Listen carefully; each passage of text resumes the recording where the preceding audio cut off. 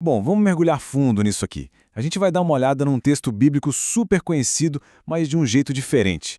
Não como uma simples história. Pense nisso como uma janela. Uma janela para a visão de mundo de um povo antigo. Uma forma de entender como eles se enxergavam em relação aos seus vizinhos, inimigos e aliados. Parece uma pergunta meio estranha, né? Mas acredite, essa briga de família, que teria acontecido milênios atrás, guarda a chave para a gente decifrar como todo um povo entendia o seu lugar no mundo. É um quebra-cabeça histórico fascinante.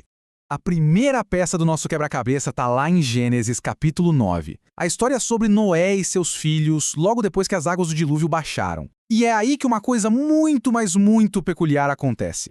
O centro de tudo é que o texto diz que Cã viu a nudez de seu pai. Pra gente hoje isso pode soar um pouco esquisito, mas no mundo antigo, nossa, a honra do patriarca era o pilar de toda a sociedade. Esse ato era visto como uma quebra de respeito e de hierarquia gravíssima.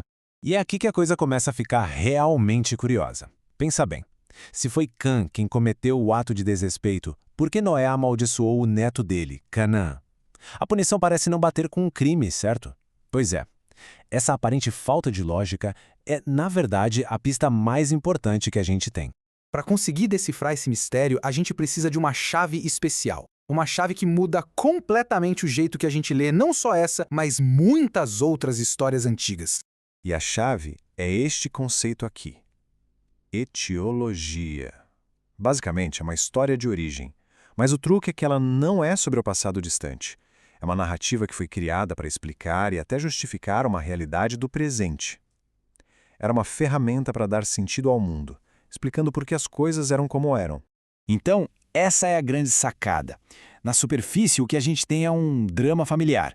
Mas, no fundo, o significado é completamente diferente. É uma justificativa política. A maldição sobre Canaã não era sobre algo que aconteceu na família de Noé, e sim sobre o conflito da época entre os israelitas, que eram descendentes de Sem, e os cananeus. A história servia para legitimar essa disputa pela terra. Agora vamos para a segunda parte do quebra-cabeça e ver como tudo fica ainda mais profundo. O capítulo seguinte, Gênesis 10, à primeira vista, parece só uma lista de nomes longa. E, vamos ser honestos, meio entediante. Uma genealogia, mas tem muito mais coisa acontecendo ali. E aqui vem a grande revelação. O que parece ser uma árvore genealógica, na verdade, não é uma genealogia. É um mapa.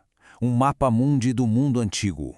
Este mapa era um reflexo do mundo conhecido pelos autores lá pelo primeiro milênio antes de Cristo. E olha que interessante como eles definiam uma nação. Não era só por genética, não. Era uma combinação de língua, território e clã. É uma visão geopolítica completa. Ok, vamos mergulhar um pouco nesse mapa. Ele é organizado de um jeito muito inteligente, dividido em 3 grandes zonas de influência, e cada uma delas é representada por um dos filhos de Noé.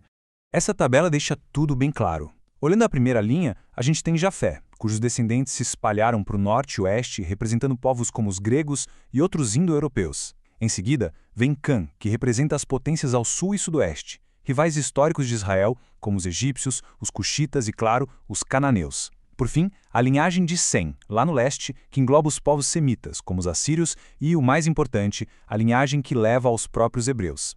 Agora, um detalhe fascinante nesse mapa são as inclusões que, à primeira vista, não fazem sentido. Por exemplo, Nimrod.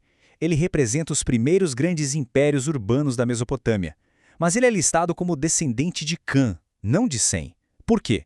Isso provavelmente reflete uma realidade geopolítica da época, o domínio cultural ou político da Mesopotâmia sobre aquela região. Então vamos juntar todas as peças. Qual era o propósito final de combinar uma maldição familiar com um mapa de nações? O que tudo isso significava para o público original? Primeiro, um ponto teológico super importante. Mesmo descrevendo um mundo dividido por línguas, territórios e conflitos, o texto faz questão de afirmar que toda a humanidade compartilha uma única origem.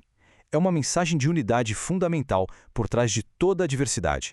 E isso nos leva à conclusão principal que esta citação resume perfeitamente. Juntos, Gênesis 9 e 10 formam um mapa mundi que situava Israel bem no centro de uma teia de relações.